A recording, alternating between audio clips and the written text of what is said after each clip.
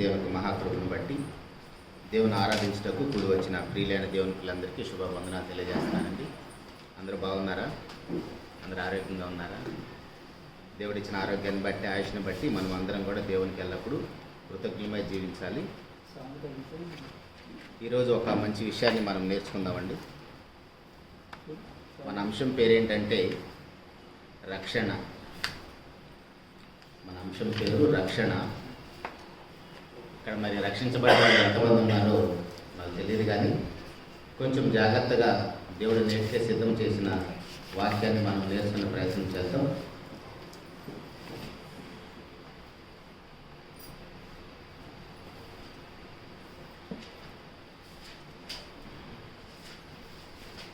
బాప్తిజం తీసుకున్న వాళ్ళు ఎంతమంది ఉన్నారో నాకు తెలియదు, కానీ ఎవరు చేతులు కాళ్ళు ఏమి ఎత్తాల్సిన అవసరం లేదు. కానీ ఒకసారి మన సొంత రక్షణ విషయంలో మనం ఎంత బాధ్యతగా ఉన్నాము, ఈ రక్షణ మనకి ఎలా వచ్చింది, కొన్ని విషయాలను మనం మన బ్రతుకు పుస్తకం బైబిల్ నుంచి నేర్చుకునే ప్రయత్నం చేద్దాం. నిజానికి రక్షణ యొక్క విలువ క్రైస్తవ సమాజానికి సరిగ్గా అర్థం కాలేదని చెప్పవచ్చు. ఎందుకంటే పాపం యొక్క తీవ్రత ఎంత బలమైనదో, ఆ పాపం యొక్క పర్యవసానం, దానివల్ల వచ్చిన ఫలితాలు ఎంత భయంకరమైనవి తెలిసినప్పుడు దానికోసం అవసరమైన రక్షణ కూడా అంతే విలువగా ఉంటుంది. మన పరిస్థితులు ఎలా ఉంటాయంటే,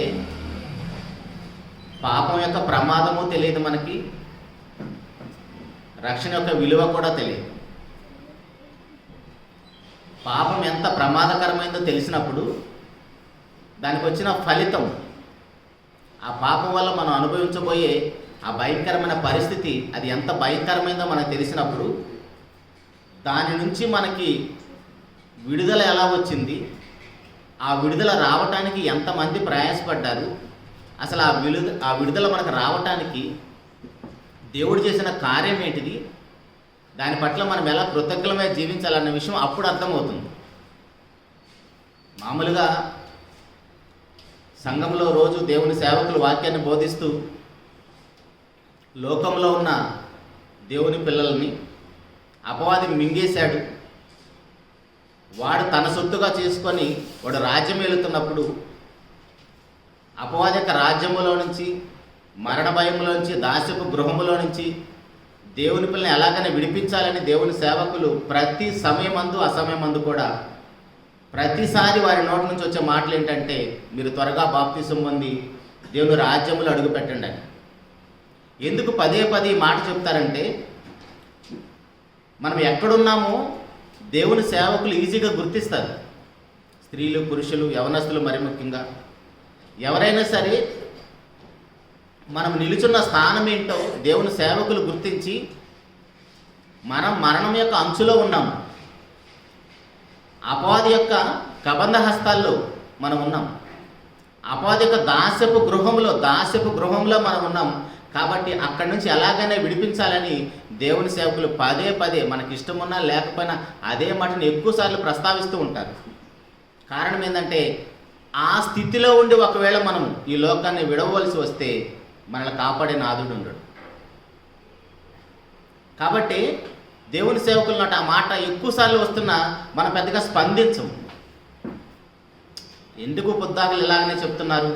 దేవుని సేవకులే కాదు, ఇంటిలో మన తల్లిదండ్రులు కూడా, లేదా ఇంటిలో ఆల్రెడీ మనకంటే ముందు రక్షించబడిన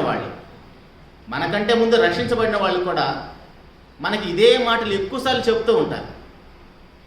క్రైస్తవేతరులు కూడా క్రైస్తవులను చూసి, దేవుని పిల్లలను చూస్తూ, వీళ్ళు ఎప్పుడు బాప్తిసం అంటారు, నీళ్ళలో ముంచుతారు, వీళ్ళకేదో డబ్బులు వస్తాయి, వీరికేదో ఆశలు చూపిస్తున్నారు, మతాలు మార్పు చేస్తున్నారు అని ఇలాంటి మాటలు మాట్లాడటానికి కూడా కారణం ఏంటంటే, ఆ పాపం వల్ల వచ్చే ఆ మరణం ఎలాంటిదో గుర్తించలేకపోవటం వలన.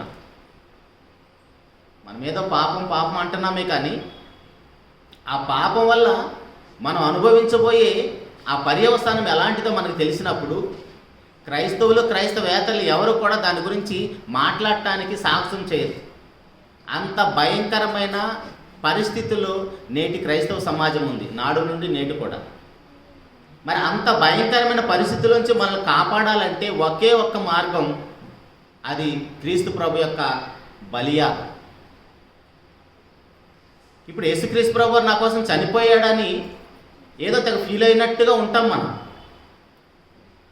యేసుప్రభు నా కోసం నా స్థానంలో మరణించాడన్న వార్త విన్నప్పుడు, చదివినప్పుడు ఏదో కొంచెం విషాద ఛాయలు మన మొక్కలు చూపిస్తామే కానీ అది హృదయ అంతరంగాల్లో నుంచి రాదు.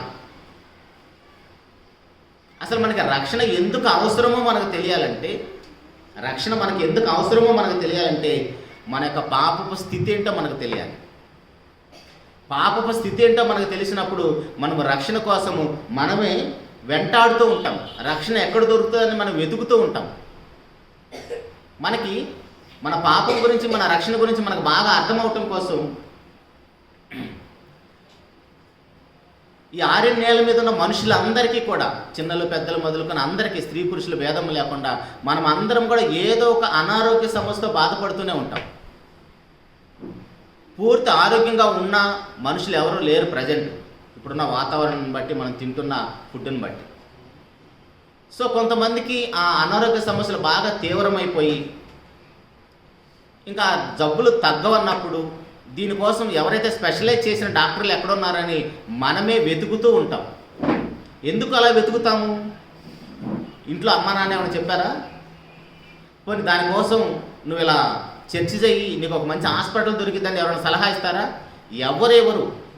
ఆ బాధ మనం ఫేస్ చేస్తున్నాం కాబట్టి, మనకి ఏదైతే రోగం ఉందో ఆ రోగానికి మనం పడుతున్న బాధ ప్రతి క్షణం మనం అనుభవిస్తున్నాం కాబట్టి, ఎలాగైనా ఈ బాధ నుంచి నాకు పరిష్కారం దొరకాలి, ఈ బాధలోంచి నేను ఎలాగైనా సరే విముక్తి పొందాలని మనంతటా మనమే అడిగి మరీ వెతుకుతాం. మనం వెతుకుతాము, మనకి తెలియకపోతే ఇంకా 10 మందిని అడిగి తెలుసుకుంటాం. ఎందుకు? మనం ఆ సమస్యతో బాధపడుతున్నాం కాబట్టి. అది తెలిసినప్పుడు ఏడుస్తూ పోతామా, ఆనందంతో పరిగెడతాం అక్కడికి? అంత పెద్ద సమస్యకి పరిష్కారం పలానా ప్లేస్లో దొరుకుతుందన్నప్పుడు మన ఆర్థిక స్తోమత సరిపోకపోయినా నా తల తాకట్టు పెట్టాన డబ్బులు తెస్తా, నన్ను బ్రతికించండి అంటాం. కానీ ఇన్ని డబ్బులు ఖర్చు పెట్టి ఏదో ఒక రోజు ఈ లోకాన్ని విడిచి వెళ్ళిపోతాం. ఇప్పుడు తల తాకట్టు పెట్టే స్థాయికి ఎందుకు వెళ్ళాం? ఎలాగైనా బ్రతకాలని. కొన్ని అన్ని డబ్బులు ఖర్చు పెట్టి శాశ్వత కాలం భూలోకంలో ఉంటామంటే అది లేదు. అంటే ఏదో ఒక రోజు చనిపోతామని తెలిసిన దానికే ఇంత ధనాన్ని, ఇంత సమయాన్ని మనం వెచ్చిస్తున్నప్పుడు బాగా ఆలోచిస్తాం. ఏదో ఒక రోజు చనిపోతామని తెలిసినప్పుడే ఇంత సమయాన్ని వెచ్చిస్తున్న మానవ జాతి, మరి శాశ్వత కాలం దేవుని యొద్ద బ్రతకటానికి మనం ఎంత సమయాన్ని వెచ్చిస్తున్నాం, ఎంత ధనాన్ని ఖర్చు చేస్తున్నాం? పోనీ అసలు అలాంటి ఆలోచనతో ఏమైనా అడుగులు వేస్తామంటే అస్సలు లేదు. ఏదో మనం క్రైస్తవ కుటుంబాల్లో పుట్టి పెరిగాము కాబట్టి, మన తాతలు తండ్రులు ఇలా క్రైస్తవ కుటుంబాల్లో నుంచి వచ్చిన వారు కాబట్టి వాళ్ళ నడవడికలో నడుస్తూ సంఘానికి వస్తున్నామే తప్ప, ఇందాక మనం మాట్లాడుకున్నట్లుగా ఆ పాపం అనేది ఎంత భయంకరమైనదో గుర్తించి, గ్రహించి, దాని వలన వస్తున్న ఆ మరణం, ఆ నరకం ఎలాంటిదో తెలుసుకొని సంఘానికి వచ్చిన వాళ్ళం ఉన్నామా? అందుకే క్రైస్తవ సమాజంలో సంఘములోకి క్రైస్తవేతరులు అప్పుడప్పుడు ఈ సమస్యను గుర్తించి దేవుని సంఘానికి వస్తారు. మనతో పోలిస్తే వాళ్ళు చాలా భక్తిగా ఉంటారు. క్రైస్తవ కుటుంబాల్లో పుట్టి పెరిగిన వాళ్ళకి, క్రైస్తవేతరుల్లో పుట్టి పెరిగిన వాళ్ళకి, వారిద్దరి మధ్య ఉన్న వ్యత్యాసాన్ని మనం గమనిస్తే వారి విశ్వాసం మన విశ్వాసం కంటే కొంచెం అధికంగానే ఉంటుంది. వారి భక్తి శ్రద్ధలు కూడా మనకంటే చాలా ఎక్కువగా ఉంటాయి. బైబిల్ పట్ల వారికి ఉన్న అవగాహన చాలా గొప్పగా ఉంటుంది. మరి మనకెందుకు ఇంత చులకన భావం? ఎందుకంటే మనం చిన్ననాటి నుంచి ఈ ప్రార్థన, వాక్యం, బైబిలు, దేవుడు, రక్షణ, సువార్త ఇవన్నీ విని విని విసిగిపోయామంటే కారణం దాని విలువ గుర్తించక. ఇప్పుడు మనకు అందరికి కూడా సినిమాలు, సీరియల్ చూసే అలవాట్లు ఉన్నాయి. అక్కడి నుంచే వచ్చాం మనమంతా. బాగా ఇంట్రెస్ట్ ఉన్న సినిమా 2.5 గంటలు ఉన్నా సరే, అరే అప్పుడే అయిపోయిందా అంటారు. 2.5 గంటలు లెగవకుండా కూర్చుంటాం మధ్యలో ఇంటర్వెల్కి తప్ప. మరి గట్టిగా ఒక 20 నిమిషాలు 40 నిమిషాలు గంట సేపు వాక్యం చెబితే మనం కూర్చోలేం, వినలేం. ఎంతసేపు చెప్తాడు రా, ఆపేస్తే బాగుండు అనిపిస్తుంది కూర్చుంటే. నాకు కూడా అలానే ఉంటుంది అక్కడ కూర్చొని వినేటప్పుడు. ఇంట్రెస్ట్గా చెప్పకపోతే, ఇంట్రెస్ట్గా చెప్పాలి. ఒకటి, వింటున్న వాళ్ళకు కూడా వాళ్ళ సమస్య ఏంటో గుర్తించే విధంగా దేవుని సేవకులు చెప్పాలి. ఆ సమస్య ఏంటో గుర్తించే విధంగా మనం చెప్పినప్పుడు పరిష్కారం వైపు అడుగులు వేస్తారు.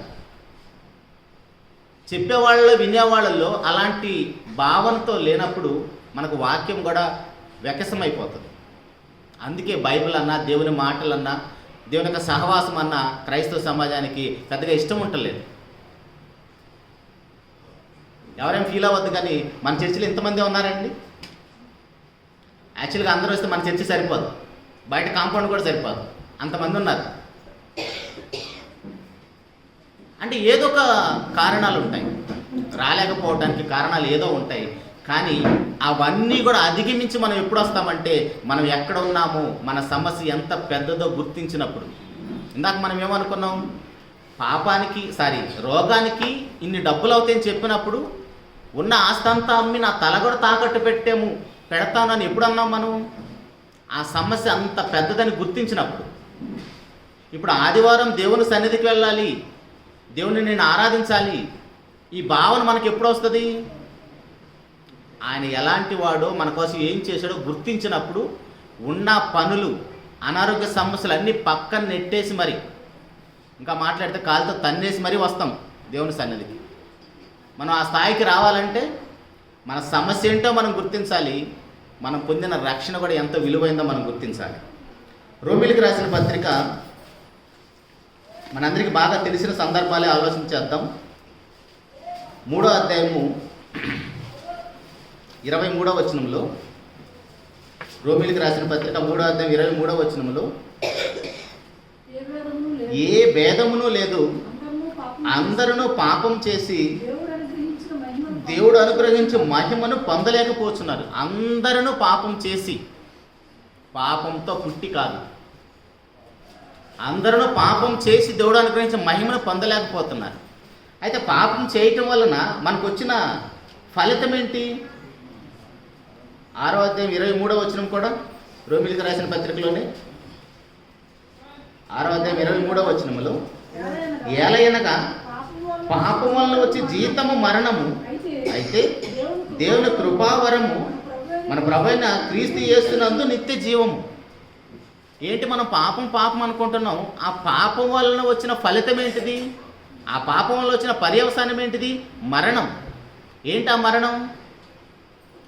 ఆల్రెడీ మనకంటే ముందు పాపంలో ఉండి చనిపోయిన ఆయన వెళ్ళి అక్కడ నుండి కేకలు వేస్తున్నాడు. ఆ కేక ఎప్పుడైనా మనకు వినపడితే, ఎవరైనా లూకాసు వార్త 16వ అధ్యాయంలో ఒక ఆయన వెళ్ళిపోయాడు మనకంటే ముందు, చక్కగా ఈ భూలోకాన్ని ఎంజాయ్ చేసి దేవుడు ఇచ్చిన ప్రకృతిని అంతా, ఆయుష్నంతా, ఆరోగ్యాన్ని అంతా తన ఇష్టానుసారంగా అనుభవించి ఈ లోకాన్ని నుంచి వెళ్ళిపోయిన తర్వాత తనకు గుర్తించాడు.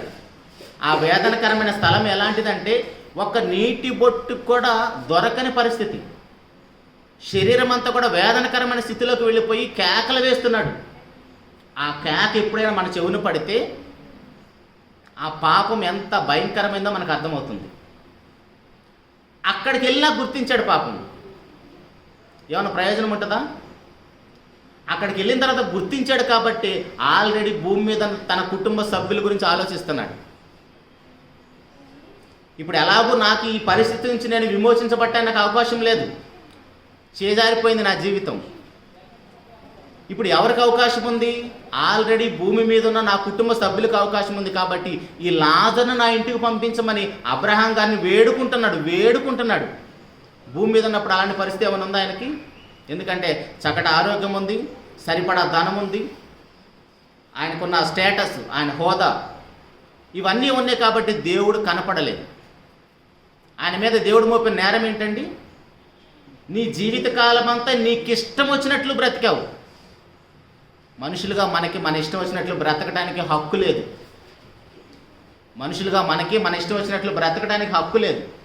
మన పుట్టించిన ఆయన ఇష్టమేంటో, చిత్తమేంటో, ఆయన కోరికేంటో గ్రహించి బ్రతికిన వాడే దేవుని కుమారుడు, కుమార్తె. అలా కాకుండా మనం మన ఇష్టం వచ్చినట్లు బ్రతికితే ఇదిగో ఈ మరణములోకి మనం అడుగు పెడతాం. కానీ మన పరిస్థితి ఏంటంటే మనం అందరం పాపం చేసినా సరే మనం ఆ మరణానికి వెళ్ళకుండా రక్షణ మనకి చాలా సమీపంగా ఉందండి. చూడండి, నరులందరూ పాపం చేశారు, ఏ భేదం లేదు, పాపానికి మరణం పొంచి ఉన్నది. కానీ దేవుడు మళ్ళీ ఎలా ప్రేమించాడంటే, ఎలా భద్రపరుస్తున్నాడంటే, మీరు ఆ మరణానికి వెళ్ళాల్సిన అవసరం లేదు, ఆ ధనవంతుడు వెళ్ళే స్థలానికి మీరు వెళ్ళాల్సిన అవసరం లేదు. ఆ స్థానం మీది కాదు. మీరు నా యుద్ధకు రావటానికి దేవుడు ఒక మార్గాన్ని సిద్ధం చేశాడు, రక్షణ ప్రణాళిక మన కోసం సిద్ధం చేశాడు. కానీ దేవునికి మనకు అడ్డంగా ఏదొస్తుంది? అదే పాపం వస్తుంది. యెషయా గ్రంథం 59:1-2 వచనాలు. యెషయా గ్రంథం 59వ అధ్యాయము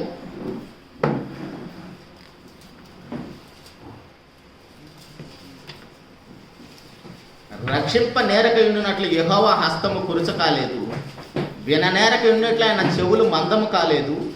మీ దోషములు మీకును మీ దేవునికి అడ్డముగా వచ్చెను, మీ పాపములు ఆయన ముఖమును మరుగుపరచెను గనుక ఆయన ఆలకింపకున్నాడు.' దేవుని ముఖ దర్శనం మనం చేసుకున్న రోజులు ఏమైనా గుర్తున్నాయండి? ఈ మధ్య కొన్ని సోషల్ మీడియాలో కొన్ని వీడియోలు వైరల్ అవుతాయి, మీరు గమనించే ఉంటారు. దేవుని దర్శనానికి వెళ్ళి దేవుని దర్శనం, ఆ ముఖ దర్శనం దొరకక ఒకరి మీద ఒకరు పడి బట్టలు చింపేసుకొని, బట్టలు లేకుండా కూడా షర్ట్లన్నీ అక్కడ పక్కన పడేసి పోటీలు పడి ఎగబడుతూ ఆ యొక్క గుడిలోనికి లోపలికి వెళ్తున్నారు.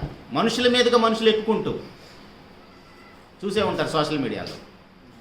అంటే దేవుని దర్శనం చేసుకోవటానికి అలాంటి పరిస్థితి మనకేమైనా ఉందా? చూసారా, మనం ఏ దేవుడిని కలిగి ఉన్నామో ఆ దేవుడు ఎలాంటి వాడు? ఆ దేవుడికి మనకి మధ్యలో ఏం అడ్డం పెట్టాం మనం? మన పాపాలు, మన దోషాలు. ఆయన రక్షించడానికి, మన ప్రార్థనలు వినడానికి ఆయన సిద్ధంగా ఉన్నాడు. కానీ మనమే దేవునికి మనకి మధ్యలో ఒక పెద్ద గోడను కట్టేశాం. ఇప్పుడు మనం మాట్లాడుతున్న మాటలు పక్కింటి వాళ్ళకి వినపడుతున్నాయి, గోడ అడ్డంగా ఉన్నది. ఈ కాంపౌండ్లో ఉన్న మనకే వినపడుతుంది సౌండ్, గోడ అవతల ఉన్న వాళ్ళకి వినపట్టలేదు. కారణం, మధ్యలో గోడ అడ్డంగా ఉంది. ఇప్పుడు దేవుడి నుంచి మనకి ఆశీర్వాదాలు రావాలన్నా, దేవుడి నుంచి మనకి రక్షణ రావాలన్నా అడ్డంగా ఏమున్నది? పాపం ఉన్నది.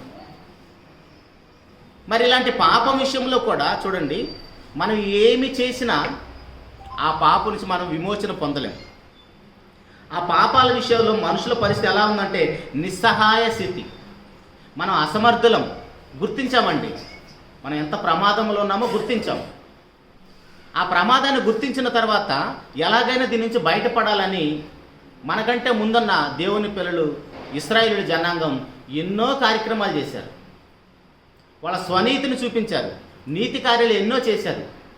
కానీ ఎక్కడో కూడా వారు చేసిన క్రియలను బట్టి, వారి స్వనీతిని బట్టి, వారి యొక్క ధర్మ కార్యక్రమాలను బట్టి ఎక్కడ కూడా వాళ్ళు రక్షణ పొందడానికి అవకాశం లేకుండా పోయింది.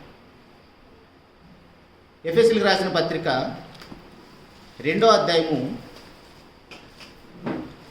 8-9 వచనాలు ఒకసారి చూద్దాం. ఎఫెసీయులకు రాసిన పత్రిక 2వ అధ్యాయము 8-9 వచనాలలో, మీరు విశ్వాసము ద్వారా కృపచేతనే రక్షించబడి ఉన్నారు, ఇది మీ వలన కలిగినది కాదు, దేవుని వరమే, అది క్రియల వల్ల కలిగినది కాదు, గనుక ఎవడను అతిశయపడ వీలు లేదు. ఇప్పుడు ఒకవేళ ఇక్కడ ఇందాక మనం మాట్లాడుకున్నట్టుగా ప్రారంభంలో ఎవరైనా రక్షింపబడిన వాళ్ళు ఉంటే, ఆల్రెడీ బాప్తిసం పొంది దేవుని రాజ్యంలో అడుగుపెట్టిన వాళ్ళు ఉన్నాం కాబట్టి, నేను రక్షించబడ్డాము అంటానికి మనం అతిశయించడానికి ఏమైనా అవకాశం ఉందా? మనం ఏం చేసావని మనకు రక్షణ వచ్చింది?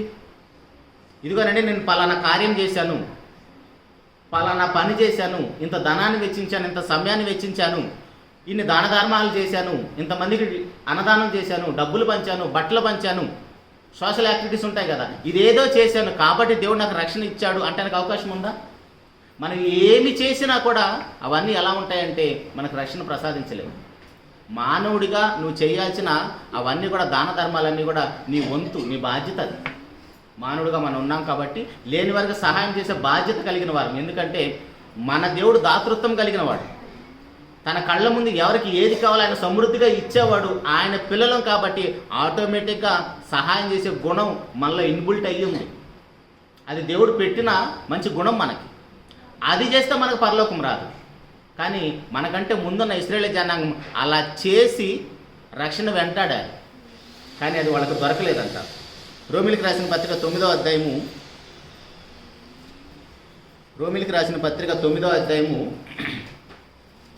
30-31 వచనాలలో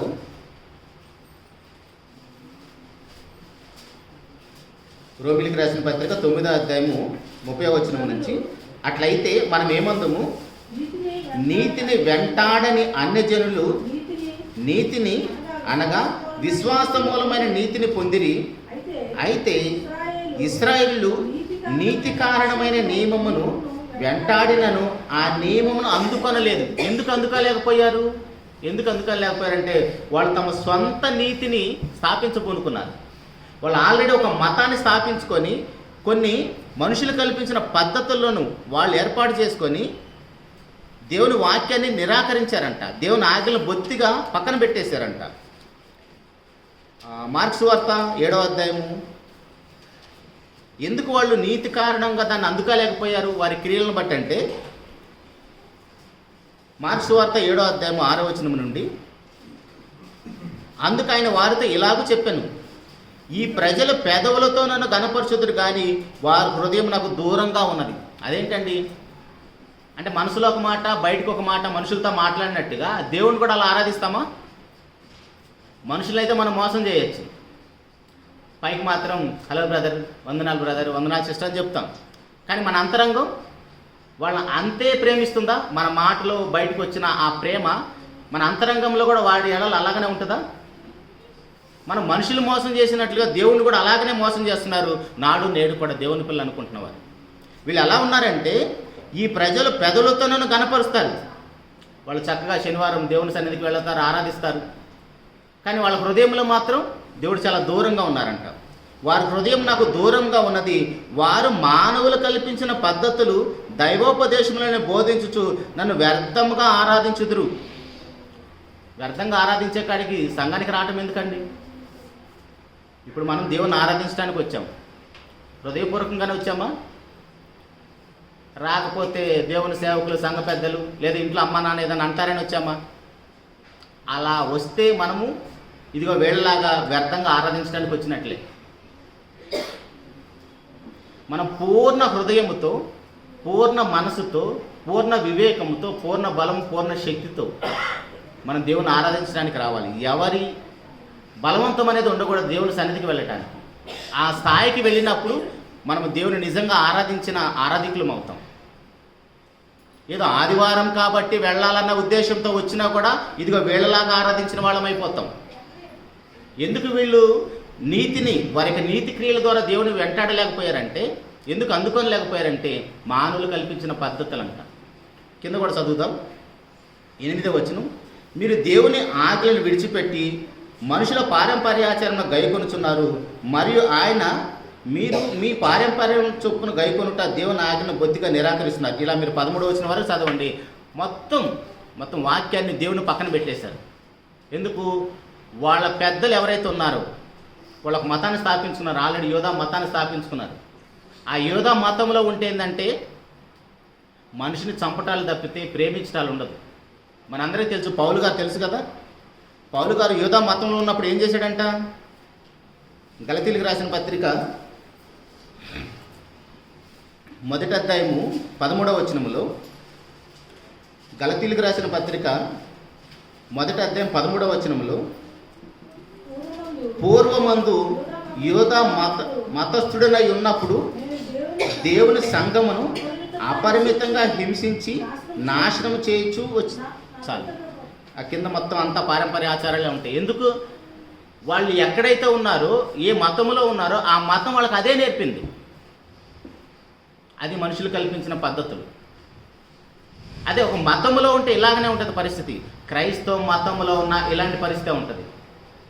క్రైస్తవులమని చెప్పుకుంటూ, దేవుని పిల్లమని చెప్పుకుంటూ వేరే వాళ్ళని దూషిస్తున్నామంటే, వేరే మతస్థులు కానీ వేరే వర్గాన్ని మనం దూషిస్తున్నామంటే మనం కూడా క్రైస్తవ మతంలో ఉంటే ఇదే ప్రమాదం.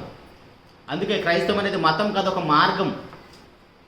అది పరలోకానికి ఒక రాజమార్గం. ఆ మార్గంలో ఉన్న వాళ్ళని, లేని వాళ్ళని మనం ఆ మార్గంలో తీసుకొని రావాలి. అట్లా కాకుండా క్రైస్తవ మతం, యూదా మతం ఎంత ప్రమాదకరమైందో క్రైస్తవ మతం కూడా అలాంటి ప్రమాదకరమైంది. అందుకే మనకి క్రైస్తవేతలు అంటే పడటం లేదు, మనిషిని మనిషిగా గౌరవించటం లేదు, స్త్రీ పురుషులు అనే భేదాలు కూడా అందుకే వస్తున్నాయి. కానీ అలా ఉంటే మనం దేవుని పిల్లలం కాదు, అలా ఉంటే మన క్రీస్తు ప్రభు రక్తములో కడగబడిన వాళ్ళం కాదు. అదే గల్తీలకు రాసిన పత్రికలోనే మనము క్రీస్తుని ఏం చేస్తామంట, 3వ అధ్యాయము 27వ వచనములో, గలతీలకు రాసిన పత్రిక 3వ అధ్యాయం 27వ వచనంలో, క్రీస్తులోనికి బాప్తిసం పొందిన మీరందరూ క్రీస్తును ధరించుకొని ఉన్నారు. మనం క్రీస్తును ధరించుకుంటే ఎలా ఉంటాము? అదో పౌలు గారిని చూడండి ఒకసారి. ఆయన యూదా మతంలో ఉన్నప్పుడు స్త్రీ పురుషులనే భేదం లేకుండా అందరినీ చంపటమే ధ్యేయంగా పెట్టుకున్నాడు.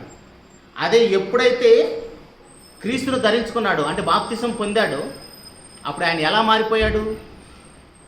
ఇదే గల్తీలకు రాసిన పత్రికలో 2వ అధ్యాయం నుంచి మనం చాలాసార్లు చదివిన మాట, 20 నుంచి, 2వ అధ్యాయం 20 నుంచి, నేను క్రీస్తుతో కూడా సిలువ వేయబడి ఉన్నాను, ఇక జీవించేవాడను నేను కాను, క్రీస్తే నా యందు జీవించుచున్నాడు, నేను ఇప్పుడు శరీరం అందు జీవించుచున్న జీవితము నన్ను ప్రేమించి నా కొరకు తన్ను తాను అప్పగించుకున్న దేవుని కుమారుని అందరి విశ్వాసం వల్ల జీవిస్తున్నాను. అరే ఇంత సడన్గా ఎలా మారిపోయాడు? అది బాప్తిసం పొందడం అంటే, అది క్రీస్తును ధరించుకోవటం అంటే. అపకారి కాదు, ఉపకారి కాదనే వాళ్ళు క్రైస్తవానికి పనికిరారండి. ఇప్పుడు మళ్ళీ చాలామంది అలానే ఉంటాం, మంచి చేయం చెడు చేయం, పర్లేదు నేను చనిపోతే పరలోకానికి వెళ్తాం అనుకుంటాం. మేలైనది చేయనేరుగా అలాగే చేయకపోయినా కూడా పాపమే. యాకోబు పత్రిక 5వ అధ్యాయంలో ఉంటుంది. మేలైనది చేయనేరుగా అలాగే చేయకపోయినా పాపం. ఏంటి ఆ మేలు? మనం చేసే మేలు ఏంటండి? మనుషులకి ఆహారానికి ఆహారం పెట్టామనుకోండి, మరలా ఆకలేస్తుంది. బట్టలకు బట్టలు ఇస్తే మరలా బట్టలు అవసరం లేదు. అన్నిటికంటే గొప్ప మేలు క్రైస్తవుడు చేయాల్సిన మేలు ఏంటంటే సువార్త ప్రకటన. కానీ ఆ సువార్త ప్రకటన యొక్క శక్తి ఏంటో మనమే గ్రహించినప్పుడు, 1 కొరింథీ పత్రికలో మనం చదివే మాట ప్రతిసారి, 1వ అధ్యాయము 18వ వచనంలో, సిలువను గూర్చిన వార్త నశించుచున్న వారికి వెర్రితనము కానీ రక్షించబడుచున్న మనకు దేవుని శక్తి. మనం ఎప్పుడు ప్రకటిస్తాము? ఆ సువార్త యొక్క శక్తి మనం గ్రహించినప్పుడు, గుర్తించినప్పుడు, రుచి చూచి ఎరిగినప్పుడు అప్పుడు వెళ్ళి ప్రకటిస్తాం. ఇప్పుడు మన దగ్గర బాగా ధనం ఉందనుకోండి, మనుషులకి సహాయం చేయడం తప్పేం కాదు, అది చేస్తే పరలోకం రాదు, అది గుర్తించాలి మనం. అదేదో చేస్తే, ఇందాక మన ఇశ్రాయేలు జనాంగం చాలా చేస్తారండి, వాళ్ళు స్వనీతిని స్థాపింపబోనుకుంటారు. తీతు పత్రిక 3వ అధ్యాయం 5వ వచనంలో కూడా ఉంటుంది. తీతు పత్రిక 3వ అధ్యాయము 5వ వచనంలో, మనము నీతిని అనుసరించి చేసిన క్రియల మూలంగా కాక నీతిని అనుసరించి చేసిన క్రియల మూలంగా కాక అంటే మనం ఎన్ని నీతి క్రియలు చేసినా దేవుని ముందు అవన్నీ కూడా మురికి గుడ్డలతో సమానం. తీతు పత్రిక 3వ అధ్యాయం 5వ వచనంలో. అందుకని ఏమంటాడంటే, మనము నీతిని అనుసరించి చేసిన క్రియల మూలంగా కాక, మనం ఏది చేసినా దేవుని ముందు అవన్నీ కూడా మురికి గుడ్డలతో సమానం. అందుకే మనం రక్షించబడ్డామంటే దాని వెనుకల దేవుని యొక్క కృపని గుర్తించాలి. ఇప్పుడు మనకి కృప అన్నా కూడా పెద్దగా తెలియటం లేదు. మనకి దేవుని కృప అంటే కూడా పెద్దగా మనం గుర్తించలేమండి. కృప అంటే ఏదో దేవుడు ఇచ్చేది కదా అనుకుంటా ఉంటాం. అసలు మనం రక్షించబడటానికి ఎలాంటి పరిస్థితుల్లో మనం ఏం చేసిన అవకాశం లేదు. అంత భయంకరమైన పరిస్థితులు, ఆ ధనవంతుడు వేసే కేక మనం వేయకూడదు అనుకున్నప్పుడు మనం ఏం చేస్తాం? మనం ఏం చేసినా మనకు రక్షణ రావట్లేదే. అందుకే దేవుడు ఏం చేశాడంటే, ఆ రక్షణను మన కోసం ఆయన ఒక రక్షణ సంకల్పాన్ని దేవుడే ఏర్పాటు చేశాడండి. అంత భయంకరమైన పరిస్థితులు మనకు ఉన్నప్పుడు, అంత ప్రమాదకరమైన స్థలానికి మనం వెళ్లకుండా ఉండటానికి మనం ఏమి చేసినా మనకి వర్కౌట్ అవ్వట్లేదు. సో అప్పుడు దాని విషయంలో కూడా దేవుడే దైవిక ఏర్పాటు ఒకటి చేశాడు. రక్షణ సంకల్పం అంటారు దాన్ని. ఆ రక్షణ సంకల్పంలో తండ్రి, కుమార, పరిశుద్ధాత్ములు ముగ్గురి ప్రమేయము ఉంటుంది. మనకి బైబిల్లో ఒక్కడే దేవుడు ఉంటాడండి, తెలుసు మనకి. బైబిల్లో ఒకే ఒక్క దేవుడు ఉంటాడు, అద్వితీయ దేవుడు, ఆయన ఒక్కడే దేవుడు. అయితే ఆ ఒక్క దేవుడు బహుళత్వం కలిగి ఉంటాడు. ఒకే ఒక్క దేవుడు బహుళత్వం కలిగి ఉంటాడు. ఆ బహుళత్వం ఏంటంటే తండ్రి, కుమార, పరిశుద్ధాత్ములు. మీరు ఆదికాండము 1:26 నుంచి మీరు చదువుకుంటా వస్తుంటే, మన పోలిక చొప్పున నరులను చేద్దామంటారు. మనము దిగిపోయి, బాబేలు గోపురం అప్పుడు మనము దిగిపోయి, ఇలా చాలా ఆధారాలు ఉంటాయి. మీరు ఎలాగో శుక్రవారం చాలామంది బైబిల్ క్లాస్కి రావట్లేదు కాబట్టి ఇలాంటి విషయాలు వినలేకపోతున్నారు.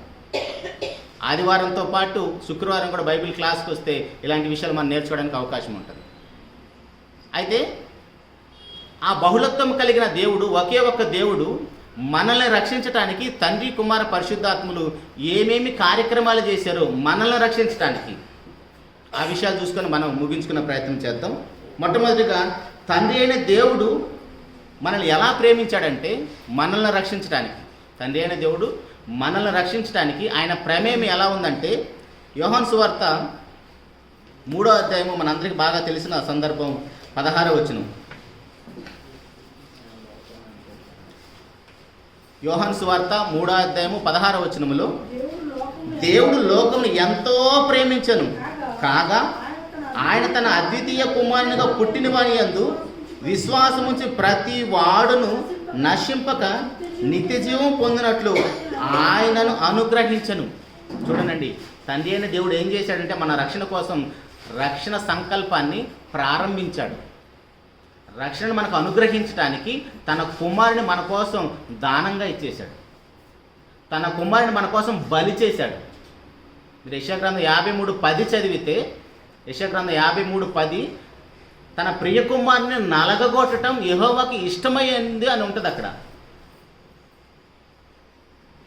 ఇప్పుడు తండ్రి అయిన దేవునికి మనమంటే ఎక్కువ ఇష్టమా, ప్రభువైన యేసుక్రీస్తు వారంటే ఎక్కువ ఇష్టమని ఒకసారి మనం ఆగి ఆలోచిస్తే, మనల్ని రక్షించడానికి, ఎన్నిక లేని మనల్ని రక్షించడానికి, అపవాదిక కబంధ హస్తాల్లో ఉన్న మనల్ని రక్షించడానికి, మరణ భయంలో ఉన్న మనల్ని రక్షించడానికి దేవుడు తన సొంత కుమారుని నలగగొట్టాడంటండి.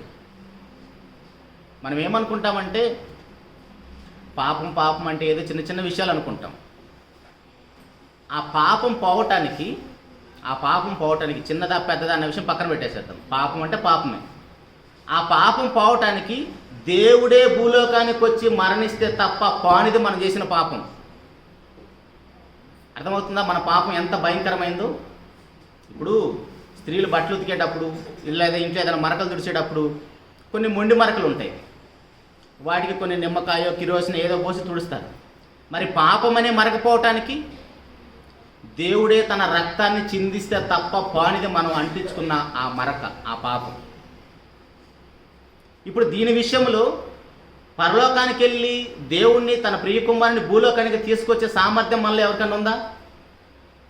నేను ఈ పాపంతో ఇబ్బంది పడుతున్నాను, ఈ పాపం నుంచి నన్ను విమోచించండి, లేదు ఈ పాపంలో ఉండి నేను చనిపోతాను, నరకానికి పోతాను, నువ్వు వచ్చి నా కోసం బలి అయిపో, లేదు నువ్వు నా కోసం రక్తాన్ని కార్చని దేవుణ్ణి మనం భూలోకానికి తీసుకురాగలమా? కాబట్టి దేవుడు ఏం చేశాడంటే తానే ఒక ఏర్పాటు చేశాడు, తన ప్రియ కుమారుని భూలోకానికి పంపించాడు. దేవుడు లోకంని ఎంతో ప్రేమించాడు. చాలాసార్లు చదువుతాం మాట, ఎంత ప్రేమించాడు. మనకు మాటలు సరిపోయి ఎంత ప్రేమించాడో చెప్పాలంటే. ఎంత ప్రేమించాడంటే ఒక్క మాటలో చెప్పాలంటే, నీ స్థానంలో తన కుమారుని చంపేంతగా ప్రేమించాడు. నీ స్థానంలో ఒక పాపిని నిన్ను ఎంత ప్రేమించాడంటే దేవుడు నీ స్థానంలో తన కుమారుని బలి చేసేంతగా ప్రేమించాడు. ఇంకా మాటలు ఏమైనా సరిపోతాయండి మనకి? దేవుడు లోకం ఎంతో ప్రేమించాడంటే మనము ప్రేమిస్తాం, భర్తని, భార్యని, పిల్లల్ని, మనుషులందరినీ ప్రేమిస్తాం. జంతువులు కూడా ఈ మధ్య చాలా ఎక్కువ ప్రేమిస్తున్నారు. ప్రేమించాల్సిన మనుషులను ప్రేమించకుండా బాగా జంతువులు ఎక్కువ ప్రేమిస్తున్నారు. ఇంకా చెప్పే మాటలు ఏంటంటే సిగ్గు లేకుండా మనుషుల కంటే కుక్కలకి ఎక్కువ విశ్వాసం ఉంటుంది అంటారు. మనుషులకు ఉండాలా, కుక్కలకు ఉండాలండి విశ్వాసం? విశ్వాసులకు తండ్రి కుక్క అబ్రహాం గారా? ఎవరు చూసి బుద్ధి తెచ్చుకోమన్నాడు దేవుడు? సాక్షాత్తు దేవుని స్వరూపం, దేవుని పోలికలో చేయబడ్డ నరజాతి మనం. నోటి మాటతో కలుగు చేయబడిన జంతువులు అవన్నీ. వాటిని చూసి బుద్ధి తెచ్చుకోవాలా మనం? మనల్ని చూసి అవి బుద్ధి తెచ్చుకోవాలా? కుక్కలు పెంచుకుంటున్న వాళ్ళు మాట్లాడుతున్న మాటలు మనుషుల కంటే కుక్కలకే విశ్వాసం ఎక్కువ అంట. నువ్వు చూపించు. మనం చూపించకపోగా మనల్ని మనం తక్కువ చేసుకుంటూ జంతువులు హైలైట్ చేస్తున్నాం. ఎంత సిగ్గుచేటండి. మీలో ఎవరైనా కుక్కలు పెంచుకున్న వాళ్ళే ఫీల్ అవ్వకండి, ఉన్న వాస్తవం అది. తండ్రి అయిన దేవుడు, ప్రభువైన యేసుక్రీస్తు వారు, పరిశుద్ధాత్ముడు, అపోస్తులు, క్రైస్తవులు అందరూ కూడా సమాజానికి రోల్ మోడల్గా ఉండవలసింది పోయి రోల్ మోడల్ కుక్కను చూపిస్తున్నారా? కుక్క అండి మనకు విశ్వాసాన్ని చూపించేది. కాబట్టి ప్రియ దేవుని సంగమా, దేవుడు లోకంను ఎంతో ప్రేమించాడంటే, ఎంత ప్రేమించాడంటే మన స్థానంలో తన కుమారుని చనిపోయేంతగా ప్రేమించాడు. ఇంకా మనం ఆలోచిద్దాం. యోహాను సువార్త 10వ అధ్యాయం 4వ అధ్యాయం 10వ వచనంలో మన రక్షణ విషయంలో దేవుడు ఏమేమి కార్యక్రమాలు చేశాడో చూస్తున్నాం. మన రక్షణ కోసం తండ్రి అయిన దేవుడు మన కోసం ఏమి కార్యక్రమాలు చేశాడో చూస్తున్నాం. 4వ అధ్యాయం 10వ వచనం. అందుకు యేసు, దేవుని వరమును నాకు దాహమునికిమ్మని నిన్ను అడుగుచున్నవాడెవడో అది ఎరిగి ఉంటే నీవు ఆయన్ని అడుగుతువు, ఆయన నీకు జీవజలం ఇచ్చినని ఆమెతో చెప్పాను. ఆ జీవజలం ఏంటండి? అదే మనం మాట్లాడుకుంటున్న రక్షణ. మొదటి యోహాను పత్రిక కూడా చూద్దాం. మొదటి యోహాను పత్రిక 4వ అధ్యాయం 10వ వచనములో, మొదటి యోహాను పత్రిక 4వ అధ్యాయం 10వ వచనములో, మనము దేవుని ప్రేమించటమంది కాదు, తానే మనల్ని ప్రేమించి మన పాపములకు ప్రాయశ్చిత్తం ఉనుటకు తన కుమారుని పంపెను, ఇందులో ప్రేమ ఉంది. అర్థమవుతుందండి? ఇందాక మనం చదివిన 3వ అధ్యాయం 16వ వచనంలో దేవుడు లోకంని ఎంతో ప్రేమించాడు. సో దేవుడు ప్రేమించాడు కాబట్టి మనం కూడా ప్రేమిస్తున్నాం అనుకుంటున్నాం. అసలు మనం ఏం ప్రేమించలేదు, ముందుగా దేవుడే మనల్ని ప్రేమించాడు. ఎంతగా ప్రేమించాడంటే మీరు పక్కన 19వ వచనం కూడా చూడండి. 4వ అధ్యాయం 19వ వచనంలో ఆయనే మొదట మనల్ని ప్రేమించాడు, దేవుడే మనల్ని ప్రేమించాడు. మీరు మొన్న శుక్రవారం కూడా అదే ప్రసంగం విన్నాం బైబిల్ క్లాసులో. ఆ ప్రేమామయుడు మనం పాపం చేసినా మనల్ని విడిచిపెట్టకుండా, వదిలేయకుండా, మనం నరకానికి వెళ్ళిపోకుండా మనల్ని ఎలాగైనా సరే రక్షించి తన ఎద్దకు తెచ్చుకోవడానికి తన కుమారుని భూలోకానికి పంపాడండి. అందులో ప్రేమ ఉన్నది. ఇది దేవుని యొక్క కార్యం అండి మనల్ని ప్రేమించే విషయంలో. అయితే ఇక్కడ తండ్రి అయిన దేవుని మనసు మనం కొంచెం బాగా అర్థం చేసుకుంటే, ఆయన ఏదో బలవంతంగా మనల్ని ప్రేమించలేదు. ఇప్పుడు మనం కొంతమందిని బలవంతంగా ప్రేమిస్తాం. కొంతమందికి మనం కొన్ని సర్వీసులు చేస్తాం, డ్యూటీస్ చేస్తాం. ఇప్పుడు అన్నగారు హాస్పిటల్లో పనిచేస్తారు. ఇలా కొంతమంది ఉన్నారు కదా. అంబులెన్స్లో ఒక పేషెంట్ సీరియస్ కండిషన్లో హాస్పిటల్ ముందు అంబులెన్స్ వచ్చి ఆగిందండి. అంబులెన్స్లోని పేషెంట్ని తీసుకెళ్ళి హడావుడిగా వాళ్ళు ట్రీట్మెంట్ చేస్తారు. ప్రేమతో చేస్తారా? అది వాళ్ళ డ్యూటీ ధర్మమా? అది డ్యూటీ ధర్మం. కానీ దేవుడు అలా ప్రేమించట్లేదు, అది గుర్తించాలి. సోషల్ యాక్టివిటీస్ చేస్తూ మేము మానవ సేవే మాధవ సేవ అంటున్నారు. అది నీ ధర్మం. నువ్వు ఏ డ్యూటీలో ఉన్నావో అది నువ్వు జీతం తీసుకుంటున్నావు కాబట్టి. మామూలుగా రోడ్డు మీద ఎవరో పడిపోతే హడావడిగా నీ కారులో ఎక్కించుకొని తీసుకెళ్ళి నువ్వు డబ్బులు ఖర్చు పెట్టేసి ట్రీట్మెంట్ చేస్తావా? మహా అయితే 108కి ఫోన్ చేస్తావు. మనం చేసే చిన్న సాయం అదే. మరి అక్కడ ఎందుకు అంబులెన్స్ వచ్చి రాకముందే హడావుడిగా వచ్చేసి లోపల తీసుకెళ్ళేసి ఐసీయూలో పెట్టేసి ట్రీట్మెంట్ చేస్తున్నావు? అక్కడ నీకు జీతం ఇస్తున్నారు. దేవుడు మనల్ని అలా ప్రేమించట్లేదు. ప్రేమించకపోతే నాకేదో రావాల్సింది రాదనో అలా ప్రేమించేవాడు కాదు మన దేవుడు. అర్థమవుతుందండి దేవుని మనసు? తండ్రి అయిన దేవుడు మన రక్షణ విషయంలో అంత సంపూర్ణంగా ఆయన మనల్ని ప్రేమించాడు. ఆ ప్రేమను మనము నిర్లక్ష్యం చేస్తే ధనవంతుల్లాగా ఫెయిల్ అయిపోతాం. ఇది తండ్రి అయిన దేవుడు మన రక్షణ విషయంలో ఆయన యొక్క ప్రమేయం. ఇప్పుడు ప్రభువైన యేసుక్రీస్తు వారు కూడా మనల్ని రక్షించడానికి ఏం చేశాడో కొన్ని మాటలు చూద్దామండి. ప్రభువైన యేసుక్రీస్తు వారు మనల్ని రక్షించడానికి ఏం చేశాడంటే, మొట్టమొదటిగా ఆయన ఎవరండి? యోహాను సువార్త మొదటి అధ్యాయం 1వ వచనంలో ఆయన దేవుడు, దేవునితో సమానుడు, పరలోకంలో ఉన్నవాడు. మరి మనల్ని రక్షించడానికి ఎక్కడికి వచ్చాడు? పాపులున్న లోకములు అడుగుపెట్టాడు. అందులో కూడా ప్రేమ ఉన్నది. ప్రభువైన యేసుక్రీస్తు వారి యొక్క ప్రమేయం మనల్ని రక్షించడానికి ఏం చేశాడంటే, ఆయన నరావతారిగా భూలోకానికి వచ్చాడు. మనల్ని రక్షించడానికి దేవుని స్థానాన్ని నుంచి భూలోకానికి వచ్చాడు. ఆయన ఎంత తగ్గించుకున్నాడో మనం ఈ క్రిస్మస్ మెసేజ్లో వింటూనే ఉన్నాం. దేవుడు ఎంత తగ్గించుకున్నాడో అంత తగ్గించుకోవటం అనేది మన మాటల్లో చెప్పలేము.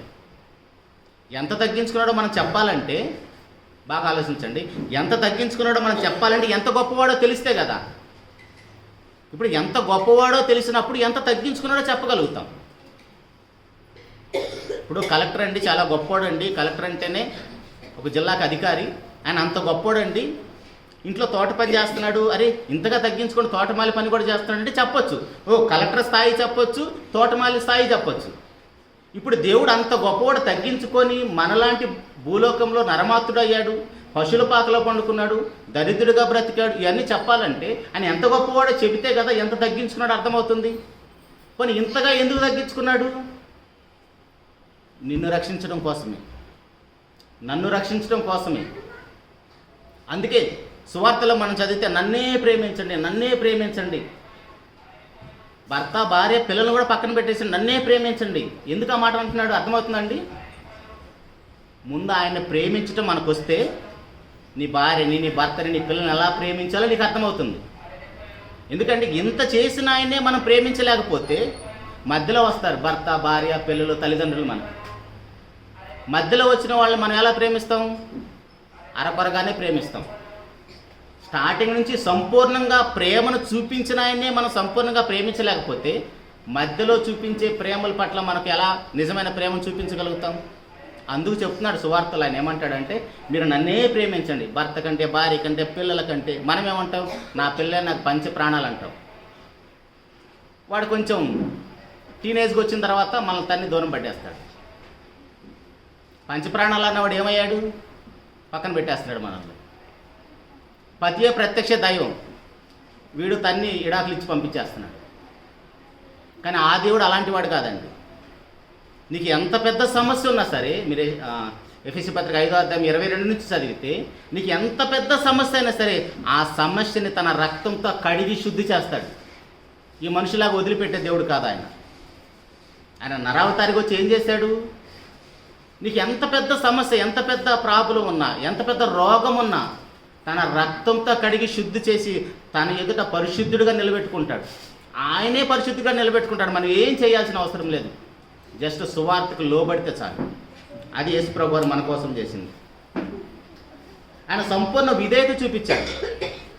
మొదటి దానికి నరవతారానికి మొదటిసారి యోహాను సువార్త 1:1 అధ్యాయం 1వ వచనం 14వ వచనం కూడా, ఆది యందు వాక్యం ఉండెను, వాక్యం దేవుని యొద్ద ఉండెను, వాక్యము దేవుడు అయి ఉండెను 14వ వచనం. ఆ వాక్యము శరీరధారిగా కృపాసత్య సంపూర్ణుడిగా మన మధ్య నివసించండి. చాలా తర్వాత ఆయన సంపూర్ణ విధేయత ద్వారా మనల్ని రక్షించాడు. ఆయన ప్రభు యేసుక్రీస్తు వారు సంపూర్ణ విధేయత ద్వారా మనల్ని రక్షించాడంట. అసలు ఆయన విధేయత చూపించాల్సిన అవసరం ఏమొచ్చింది?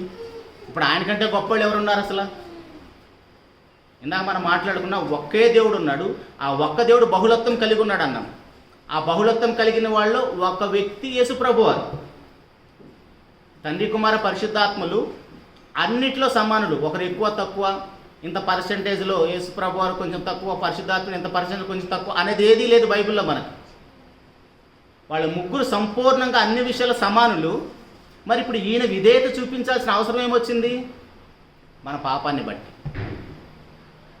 కానీ మన పాపం కోసం మనం ఏమైనా విధేయత చూపిస్తామండి దేవుని దగ్గర?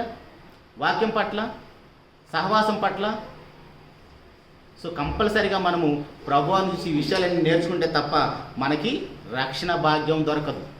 అదే ఇందాక మనం చదువుకున్న 59 మొదటి వచనంలో ఆయన రక్షించడానికి సిద్ధంగా ఉన్నది, రక్షణ మనకు సమీపంగా ఉంది.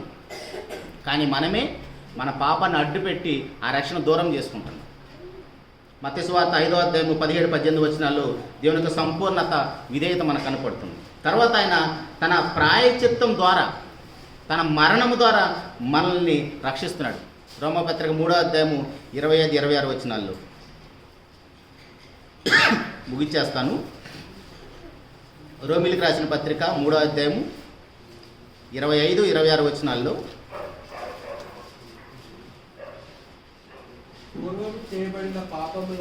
పూర్వము చేయబడిన పాపములను దేవుడు తన ఓరిమి వలన ఉపేక్షించినందున ఆయన తన నీతిని కనుపరచవలనని క్రీస్తు యేసు రక్తమందలి విశ్వాసము ద్వారా ఆయనను కరుణాధారంగా బయలుపరచెను. దేవుడు అప్పటి కాలమందు తన నీతిని కనపరచు నిమిత్తము తాను నీతిమంతుడును యేసునందు విశ్వాసం గల వానిని నీతిమంతునిగా తీర్చువాడునై ఉండుటకు ఆయన అలాగూ చేశాను. ఎలాగూ చేశాడు? నువ్వు పాపివే, దుర్మార్గుడు, ఎలాంటి వాడివైనా సరే ఆయన ఎవరైతే నీ కోసం ప్రాణం పెట్టడానికి వచ్చాడో ఆయన నీతిమంతుడు కాబట్టి ఆయన యందు విశ్వాసం ఉంచితే చాలు, నువ్వు కూడా నీతిమంతుడు అయిపోతావు. మనం ప్రతిసారి చదివే మాట 5వ అధ్యాయము 21వ వచనం 2 కొరింథీయులకు రాసిన పత్రికలో, పాపం ఎరుగని ఆయన మన కోసం పాపముగా చేసి మనల్ని నీతిమంతులుగా చేస్తాడు. అది ప్రాయశ్చిత్తం అంటే. తర్వాత మనకు బదులుగా మన రోగములను మన వ్యసనములను ఆయన వహించాడు. యెషయా గ్రంథం 53వ అధ్యాయం మొత్తం మీరు ఒకసారి నోట్ చేయండి. యాక్చువల్గా ఆ రోగాలకి ఆ వ్యసనాలకి మనము చనిపోవాలి, కానీ మన నిమిత్తం ప్రత్యామ్నాయంగా ఆయన మన స్థానంలో బలైపోయి మనల్ని అందరినీ కూడా విమోచించాడు. యెషయా గ్రంథం 53వ అధ్యాయం మొత్తం. తర్వాత ఆయన యొక్క విమోచన ద్వారా మనల్ని కూడా రక్షించాడు. ఎఫెసీయులకు రాసిన పత్రిక 1వ అధ్యాయం 7వ వచనంలో. ఎందుకంటే యేసుప్రభు వారు ఇప్పుడు ఆయన భూలోకంలోకి వచ్చాడు, హ్యాపీ క్రిస్మస్ అని చెప్పుకుంటున్నాం. ఆయన వచ్చి ఏం చేశాడు? ఇవన్నీ కూడా కారణాలు. హ్యాపీ క్రిస్మస్లో ఆయన నరావతారిగా వచ్చి ఇవన్నీ చేశాడు. ఇవన్నీ మనకు తెలిస్తే అప్పుడు మనకి హ్యాపీ క్రిస్మస్. ఆయన రక్తంలో మన పాపాలు గడుక్కోకుండా మన హ్యాపీ క్రిస్మస్ అని చెప్పి చనిపోయి నరకానికి వెళ్ళిపోయి ధనవంతుడితో పాటు సహవాసం చేస్తూ ఆయనతో పాటు మనం కూడా అరిస్తే మనకెలా హ్యాపీ క్రిస్మస్? తర్వాత ఆయన సమాధాన పరచుడు ద్వారా మనల్ని రక్షించాడు. మనకి ఎలా సమాధానం వచ్చింది? మనం పాపం చేయటం వల్ల రోమపత్రికలోని 5వ అధ్యాయంలో 5వ అధ్యాయం 10వ వచనంలో, ఏలయనగా శత్రులమై ఉండగా ఆయన కుమారుని మరణము ద్వారా మనము దేవునితో సమాధానపరచబడిన ఎడల సమాధానపరచబడిన వారిమై ఆయన జీవించుట చేత మరి నిశ్చయంగా రక్షించబడతాము. ఇప్పుడు దేవునికి మనకి మధ్య ఉన్న సమాధానం ఎందుకు సమాధానం లేదు? మన పాపములను బట్టి, ఇందాక మనం మాట్లాడుకున్న మన దోషాలను బట్టి మనకి దేవునికి శత్రుత్వం ఉంది. మరి శత్రుత్వం పోవాలంటే ఎవరు సంధి చేయడానికి వచ్చారు? ఎవరు సమాధానపరచడానికి వచ్చారు? యేసు ప్రభువు. ఎలా సమాధానపరిచారు? తన రక్తంతో సమాధానపరిచారు. మామూలుగా మనకు కూడా అప్పుడప్పుడు పంచాయతీలు అవుతాయి ఇంట్లో, లేదు కుటుంబ సభ్యుల మధ్య పంచాయతీలు చేయడానికి వస్తారు. వాళ్ళు ఏమి పెట్టి మన సమాధానపరుస్తారు? కేవలం వాళ్ళ నోటి మాట. ఒక్కోసారి వచ్చిన వాడి మాట వింటాం, లేకపోతే లేదు, వాడిని కూడా తన్ని తరివేస్తాం సమాధానపరచడానికి వచ్చిన వాళ్ళని కూడా. కానీ ఈయన నోటి మాట కాదు, తన ప్రాణాన్నే పెట్టి సమాధానపరిచాడు. తన రక్తం పూర్తిగా మన కోసం చిందించి మనల్ని సమాధానపరిచాడు దేవునితో. దేవుడు మనల్ని రక్షించే విషయంలో కుమారుని యొక్క కార్యం ఎలాగుందో చూడండి. తర్వాత ఆయన పునరుద్ధరణే తిరిగి లేచాడు. ఎందుకంటే మనకంటే ముందు, యేసుప్రభు కంటే ముందు ఎంతోమంది చనిపోయి సమాధి చేయబడ్డారు. కానీ ఆయన చెప్పినట్టుగానే మరణం యొక్క ముళ్ళుని విరిచి, ఎబ్రీయులకు రాసిన పత్రిక 2వ అధ్యాయం 14వ వచనం మనం చదివితే, మనుషులందరూ పాపం చేయటం వల్ల మరణానికి దాసులు అయిపోయారు. అపవాది కూడా మరణ భయం చేత అందరినీ లోపరుచుకుంది. మరణ భయం చేత అందరినీ లోపరుచుకుంటే ప్రభువైన యేసుక్రీస్తు వారు ఆ మరణ యొక్క ముళ్ళుని విరిచి, ఓ మరణమా నీ విజయం ఎక్కడని ఆయన తిరిగి లేచి ప్రపంచానికి సవాల్ చేశాడు.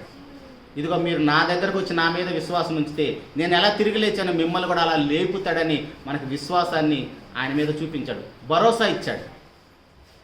ఎల్ఐసి వాళ్ళు వస్తారు కదా మన ఇళ్ళకి. ఎల్ఐసి వాళ్ళు వచ్చి ఏమంటారు?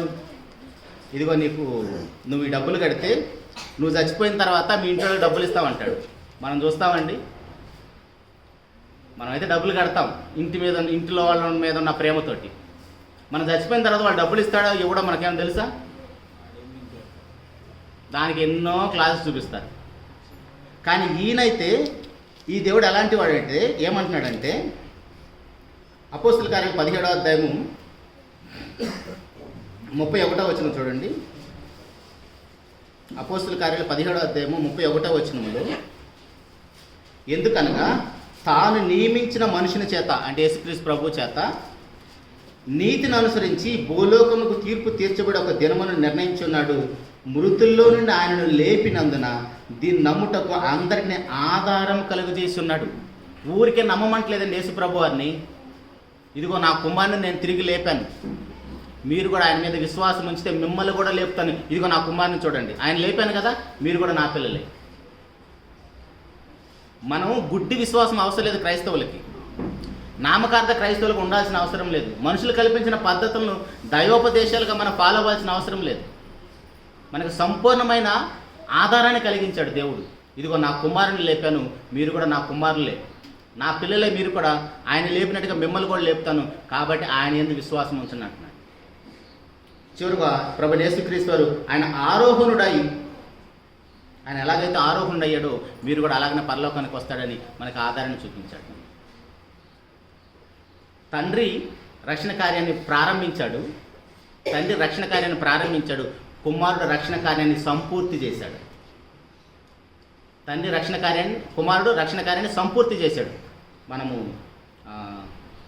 ఈస్టర్ అప్పుడు కూడా మాట్లాడుకుంటాం కదా, 7 మాటలు.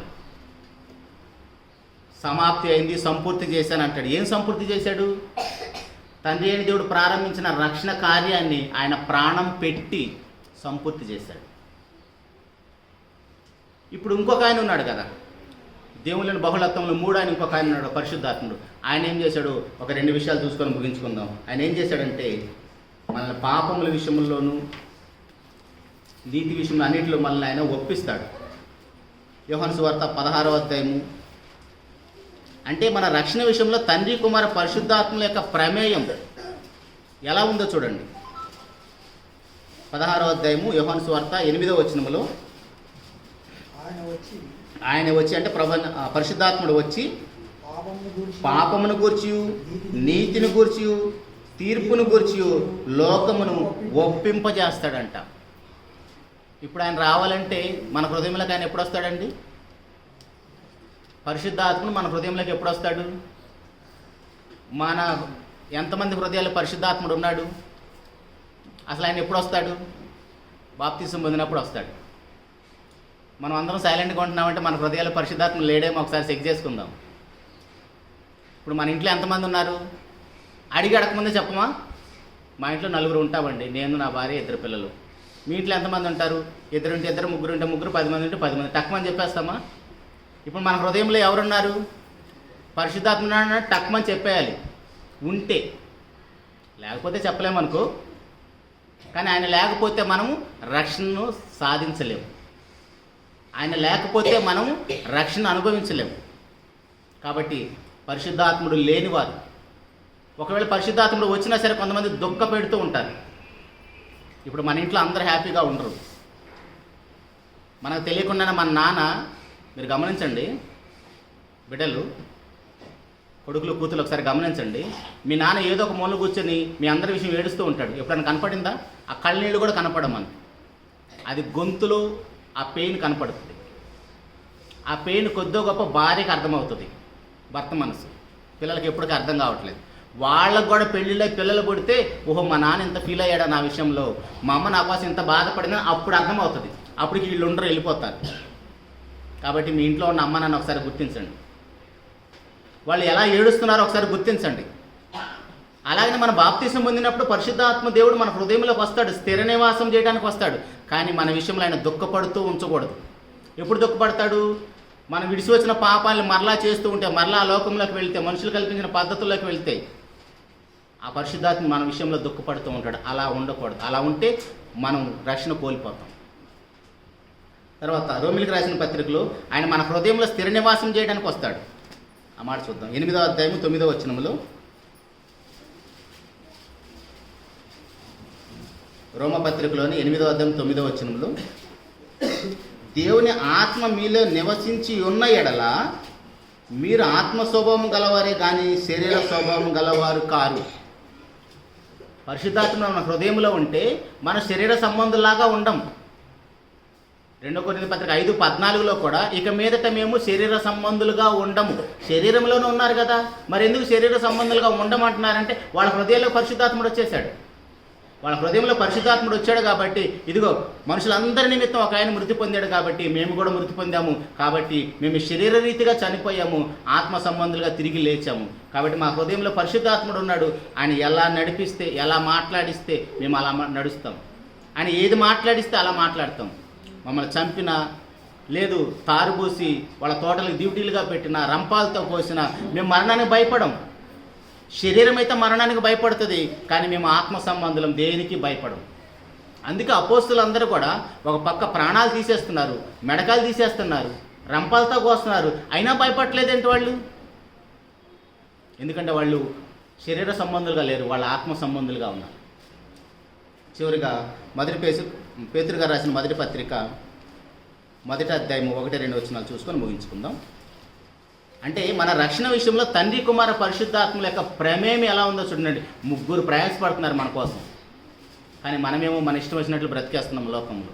అదే పాపంలో ఉండి చనిపోతున్నాం. మన ఇంట్లో ఎంతమంది పాపంలో ఉండి చనిపోలేదని ఒకసారి ఆలోచించేయండి. ఆయన మనల్ని పరిశుద్ధపరుస్తున్నాడు, పరిశుద్ధాత్ముడు. పేతురు గారు రాసిన మొదటి పత్రిక 1వ అధ్యాయము 1వ వచనంలో,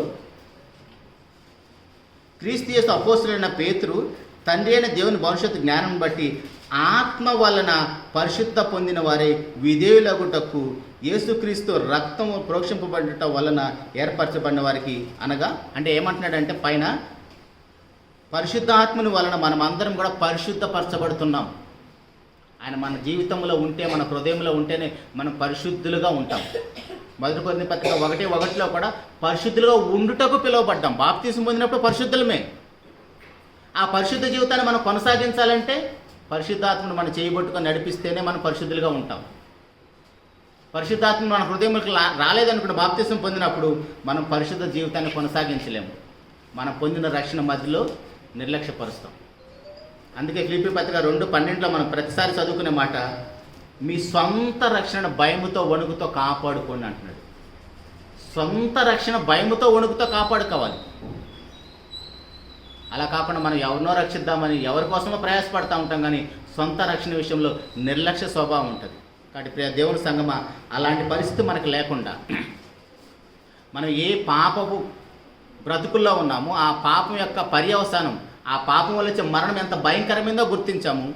అలాంటి పరిస్థితుల్లో మనం ఏమి చేసినా ఆ పాపానికి పరిష్కారం దొరకనప్పుడు దేవుడే ఒక ఏర్పాటు చేసి తండ్రి, కుమార, పరిశుద్ధాత్మను మనల్ని రక్షించడానికి ముగ్గురు ఇన్వాల్వ్మెంట్ అయ్యి మనల్ని రక్షించడానికి ఇన్ని పనులు చేస్తున్నారు. కాబట్టి ఆ రక్షణ విషయంలో మనకెవరికి నిర్లక్ష్య స్వభావం లేకుండా, రక్షణ పొందిన మనము మన హృదయంలో పరిశుద్ధాత్మను ఉండడాన్ని దుఃఖపెట్టేవారిగా ఉండకుండా, రక్షణ పొందని వారికి అన్ని విషయాల్లో మార్గదర్శకులుగా ఉండాలి. శరీర సంబంధులుగా కాకుండా ఆత్మ సంబంధులుగా బ్రతకాలి. అలాంటి కృప తండ్రి అయిన దేవుడు మనందరికీ అనుగ్రహించాలని మనస్ఫూర్తిగా కోరుకుంటూ ఈ మాటలు ముగిస్తున్నానండి. చిన్న మాట ప్రార్థన చేసుకుందాం. మహోన్నతుడా, జీవం కలిగిన మా నాయన, స్తోత్రం తండ్రి. ఈ ఆదివారం దినమున తండ్రి మీ పాద సన్నిధిలో మిమ్మల్ని తండ్రి అని పిలుపుటకు, మిమ్మల్ని ఆరాధించుటకు నాయన మాకు ఇచ్చిన మహాభాగ్యాన్ని బట్టి స్తోత్రం తండ్రి. ఇంతవరకు నాయన మేము పొందిన రక్షణ ఎంత విలువైందో, ఆ రక్షణ మాకు ఎలా వచ్చిందో, మేము ఏమి చేసినా ఆ రక్షణ పొందుకోలేము. కేవలం మీ యొక్క మహా ఉచితమైన కృపచేతన ఆ రక్షణ పొందామని, ఆ రక్షణ తండ్రి మేము కొనసాగించుకుంటూ విరుణ లోకం చేరుటకు అవకాశాన్ని కల్పించిన తండ్రి. సమయంలో తండ్రి వాక్యాన్ని ఉన్న మీ బిడ్డలందరినీ బట్టి స్తోత్రం నాయన. విన్న వాక్యం వాళ్ళందరి హృదయాల్లో ఫలించాలన్న కృపను అనుగ్రహించిన తండ్రి.